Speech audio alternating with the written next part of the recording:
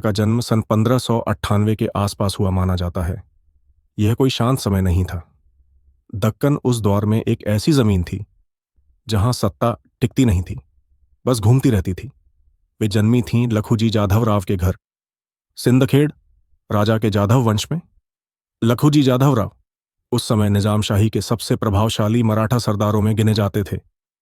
उनके पास जमीन थी, अपनी फौज थी, और सबसे अहम बात, दरबार में उनकी अपनी आवाज थी।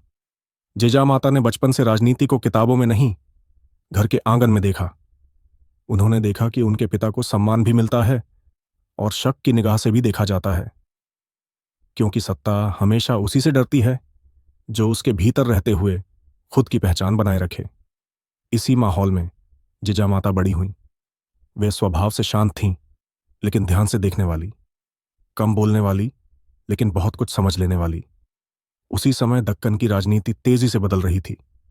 निजाम शाही और आदिल शाही आपस में संघर्ष में थीं, और मुगल सत्ता दक्षिण की ओर धीरे धीरे अपने कदम बढ़ा रही थी। इसी राजनीतिक अस्थिरता के बीच एक और नाम उभर रहा था, शाहजी भोंसले। शाहजी का स्वभाव जिजामाता के पिता से अलग था। जहां लखुजी सीधे और स्पष्ट थे, वहीं शाहजी अधिक व्यावहारिक थे। वे जानते थे कि उस दौर में सीधे टकराने वाला ज्यादा समय तक नहीं टिकता, इसलिए वे हालात के अनुसार अपने कदम बदलते थे। लगभग 1610 से 1615 के बीच जिजामाता और शाहजी का विवाह हुआ। यह विवाह किसी प्रेम कथा की तरह नहीं, बल्कि उस समय की राजनीतिक वास्तविकता के अनुसार तय हुआ। यह संबंध लखुजी जाधव राव ने स्वयं तय किया। उद्देश्य साफ था, जाधव वंश की राजनीतिक हैसियत और भोंसले वंश की सैन्य शक्ति एक साथ आए। जिजामाता उस समय बहुत कम उम्र की थीं, लेकिन विवाह के बाद उन्होंने जल्दी ही समझ लिया कि यह घर भी उसी राजनीति से जुड़ा है जिसे वे बचपन से देखती आई थीं। उन्होंने शाहजी को देखा एक कुशल योद्धा के रूप में, लेकिन साथ ही एक ऐसे व्यक्ति के रूप में जो हर समय राजनीतिक दबाव में रहता था। शाहजी कभी निजाम शाही के लिए लड़ते, कभी आदिल शाही के अधीन जाते, और परिस्थितियां बिगड़ने पर मुगलों से संवाद करते। बाहर से देखने पर यह अस्थिरता लगती है, लेकिन जिजामाता समझती थीं कि यह असल में दक्कन की मजबूरी थी। इसी बीच लखुजी जाधव राव का प्रभाव कुछ शक्तियों को असहज करने लगा। उनकी स्वतंत्र सोच और मराठा नेतृत्व दरबार के लिए खतरा बनते जा रहे थे।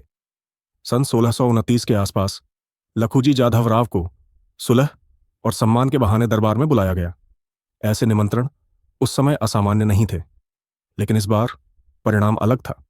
दरबार में लखुजी जाधव राव और उनके पुत्रों की हत्या कर दी गई। यह कोई खुला युद्ध नहीं था, यह सत्ता का एक ठंडा निर्णय था, जहां विश्वास रणनीति से हार गया। उस समय दक्कन में मुगल प्रभाव बढ़ चुका था और निजाम शाही अंदरूनी दबाव में थी।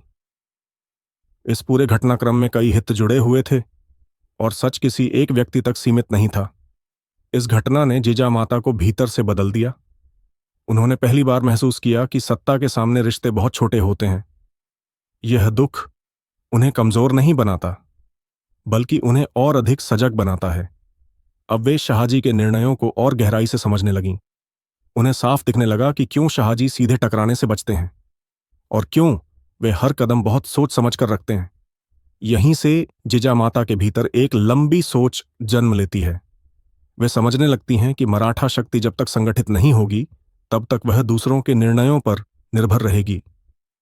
यह सोच किसी भाषण से नहीं आई, यह अनुभव से आई। पिता की मृत्यु से, पति की मजबूरियों से और दक्कन की राजनीति को बहुत पास से देखने से। जिजामाता का जीवन यहीं से एक नई दिशा में बढ़ता है। कम शब्द, ज्यादा समझ और भविष्य पर टिकी हुई नजर।